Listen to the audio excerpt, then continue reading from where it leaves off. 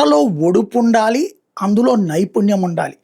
అరుపులు, కేకలతో ప్రజలని ఎమోషనల్‌గా డ్రామా చేయొచ్చు కానీ, గెలవడం కష్టం అన్నటువంటి మహిళా క్రికెట్‌లో ఇప్పటిదాకా భారత్, పాకిస్తాన్ జట్ల మధ్య 17 సార్లు మ్యాచ్‌లు జరిగితే 3 సార్లు మాత్రమే పాకిస్తాన్ గెలిచింది. 14 సార్లు భారతదేశం గెలిచింది. భారత మహిళలు గెలిచారు. నిన్న జరిగినటువంటి మహిళల వన్‌డే ప్రపంచ కప్‌లో కూడా తొలి మ్యాచ్‌లో భారత్, పాకిస్తాన్ మ్యాచ్‌లో భారత్ 64 పరుగుల తేడాతో విజయం సాధించడంలో అదే కీలక పాత్ర. ఏంటంటే వాళ్ళు ఎమోషనల్‌గా రెచ్చిపోయి ఊ అని అరిచేస్తుంటారు, కేకలేసారు. ఒంట్లో ఉన్న శక్తినంతా అరుపులు, కేకలతో సరిపోతా ఉంటది.